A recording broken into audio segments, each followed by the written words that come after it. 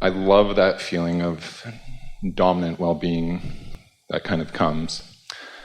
I had one experience where I'd been meditating a lot, and I was just in the right space, streamed the consciousness of a friend's dad that had passed away, and I felt just an overwhelming appreciation for kind of what was coming through me. And it just radiated from everywhere. We want to tell you something that most may not realize. When somebody that you care about has just made their transition, they are non-physically focused, they are pure positive energy, therefore have no resistance, they are in that very high vibration, and they're focused on you. And so when you become mutual with their thought, that's what that's all about. You were tuned in to that. Yes. Absolutely. So for days, it didn't matter what type of contrast came. I could just feel that. And think about why. Think about why that was. Well, one reason is when somebody you know dies, you just can't bring yourself to talk smack about them for a while. We're sort of kidding, but not really. At funerals and such, they say the nicest thing about people they never liked. There's something about you that makes you want. Now, we know in this case it was an easy thing to do. We're not even implying a little bit that you were making anything up. You can't. But there is sort of a tendency to be more ready to look for positive aspects. And your expectation about where they are or where you think they are causes your vibration to rise too, doesn't it? We're just wanting you to feel the sort of logic of why it would feel the way it does. So after that experience... So it lasted for days, and can you pinpoint when it stopped lasting? Yes. Yeah, when it started creeping in, just, things at work that would normally kind of stress you out. Other things started getting your attention, and so you began focusing on things that were less satisfying. And eventually there was an erosion of that fantastic feeling of mutuality. Yes. Yeah. Overall, my satisfaction has definitely increased since that experience. Yes. And I think my level of vibration has raised for sure. And I'm looking for the balance between that satisfaction and enjoying the moment, that progression of wanting that feeling again and being able to call it into being and have that allowance. So I guess it's really the balance between desire, progression, and allowing. There is only balance in any of that. You're talking all about the same thing. The allowing, the alignment, that's just you finding mutuality with your own inner being. The balance that you're wanting to pay attention to is the balance between those things that you said, which are all the same thing, and real life, where there are so many humans, mostly humans, that are asking you for your attention to be given to them. Problems, situations, circumstances, bills, and so forth. Do you get what we're driving at? In other words, you use the word balance, and what we want to help you to feel is that the balance that you're always seeking is between your tendency to be human and negative and your desire to be non-physical and positive.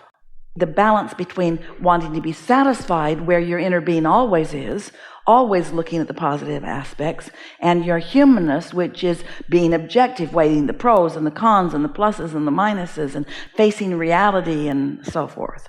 So we use balance more in relationship to those two pieces of the equation, because there's only balance in the pieces you were pointing out. Right.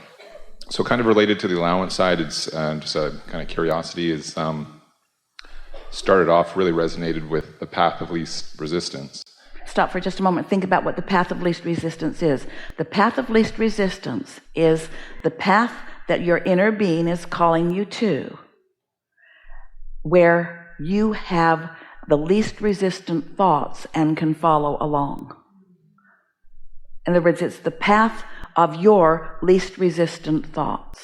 Look at it this way. Your inner being knows where you are and where you want to be in relationship to where you are, and knows what the least resistant path is, and is with you all day, every day, offering satisfying thoughts to lead you along that least resistant path. Haven't heard it like that before, have you? The path of least resistance is the path you're on that you feel the most satisfied on. So, for example, it's sort of like children who are going past the candy store and they want candy and their mother is trying to get their attention over here instead. Well, your inner being is always calling you, wanting to get your attention to things that your inner being knows are satisfying to you that will just lead to more and more and more and more and more. We interrupted you. Can you remember where you were headed with that? Absolutely. Path of most allowance. We don't hear about it. We hear more path of resistance. Well, does it matter? No. Like, I really like the idea of... It would be more positive for us to say path of most allowance. But we want to acknowledge that you do have resistance on your path and that it's okay. And that it's logical that you would. And it's no big deal because your inner being knows where all of it is and is guiding you around it. So, again, that balance that you're talking about. If you're going 100 miles an hour and you hit a tree, it's a bigger problem than if you're going 5 miles an hour and you hit a tree. So sometimes humans would conclude, since hitting the tree is a problem, that they'll just go 5 miles an hour from now on. And we say, that's no fun. That's no fun. You want to go way fast, and you just want to pay attention to what you're doing. Think about being in a really beautifully designed car that has a very low profile, and it's got a gear ratio that's perfection, and it is a mechanical genius. I'm there. And Esther is too. And when you get in it, you're not just looking for one big old straight road with a sign on it that says 100 miles an hour is okay. You want to get on some of those mountain roads. You want to feel that car do things other cars don't do. You want to drive it. Most of all, you want to feel your ability to take it where you want it to be. It's the trail of diversity that makes your interest in the journey so sweet. But humans think, just give me a direct path from here to here, and when I get over there, then I'll be happy. And we say, no, it's the driving really fast with lots of things that you have to pay attention to that is the sweetness of life. When I had that sense of well-being, that's exactly what it was for those 2 days. It was just like wonder and everything in every moment almost. So. Yeah. Well, you were in sync with your inner being who knows where the wonder is. And most important, here's the piece we want you to hear, knows how much magic and wonder. It's not magic, but that's a good word. You like the word. It feels sweet to you. So your inner being knows where the most magic is that you can let in. Your inner being is completely aware of the capacity that you have in every moment in time for the magic. So imagine if you're practicing being satisfied, less and less resistance that you're introducing to the equation, so more and more momentum in that feeling of satisfaction. Can you imagine what you are queued up for your inner being to point out to you? Now, don't misunderstand us. We need to be very clear about this. Your inner being is not holding back on the magic. Your capacity to acknowledge it is what the holdup is. We are not saying, well, we could point him over there, but he's not really ready for that trip. Everything that you're asking for, a path is being highlighted for you. But sometimes you're just sort of dense. Are you talking to me, not me, right? You just don't have the ability to sharply focus and see some of those special trails that have so much potential for satisfaction.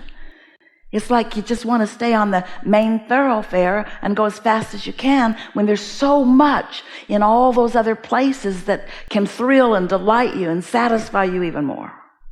So I've noticed times when I have been really satisfied and all of a sudden it's just like, whoa, and I'm there and I'm just like, whoa. And it could be just in everyday life when you're just driving down the highway and all of a sudden the colors just pop and I'm like, oh wow, how did I get there? Right? It usually is just everyday life because all of this magic is woven into what you are living. Esther was listening to a couple at the airport the other day who apparently were going to California, and they were starting out in Santa Monica, and Esther listened to the whole itinerary, and she so wanted to tell them of all the places that she knows are all around all of those places.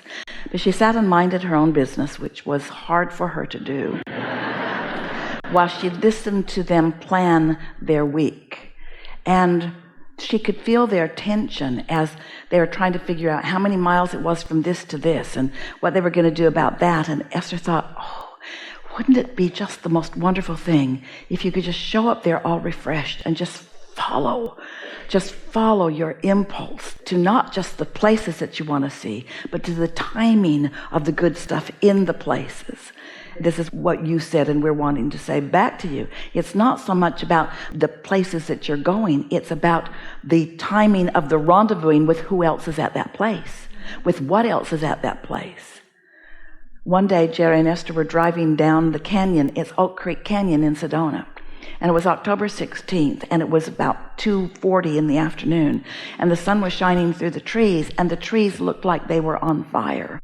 And they had never seen anything so beautiful or magical as that drive down that canyon on that day. So they put it on their calendar, and for the next 3 years, they got a bus. They were living in Phoenix at the time, and they loaded all those who were near and dear to them on the bus on October 16th, started at the top of that canyon and drove down it for that timing, and never rendezvoused with anything close to that again. Because you can't put it on the calendar. It's about who you are and what you're offering and what you've put into your vortex and the cooperative components that have been gathered in your vortex and your inner being's incredible, alert, and accurate and intimate knowledge of every single thing that's in that in relationship to where you might be. So that the more tuned you are to satisfaction, then the more open you are to be receptive and responsive to the impulses that come, and the more day after moment magic that you live. Not just grind, and then go to California for a week and try to cram everything good that you can into a week's time. Esther felt exhausted for them.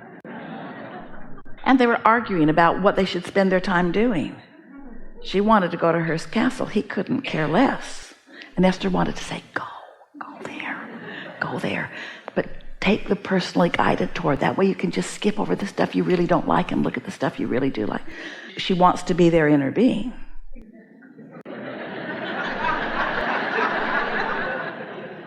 I get a really good sense for kind of that pure positive perspective energy that, when somebody passes, it could be, the best, most holy person, or it could be, the person who steals candy from babies. When you pass over, that pure positive energy is just given to everyone. So the thing is, every moment that someone was in their physical form and they were on par with something other than who they really are. So they were experiencing maybe some of those things that you might judge as inappropriate, or that they might judge as not feeling very good when it happened. The wonderful thing about making the transition into non-physical is that all of this goes away and they immediately come here. They immediately join the vibrational frequency of who they are. And so now their view of Earth, and they still have one, is through the eyes of Source.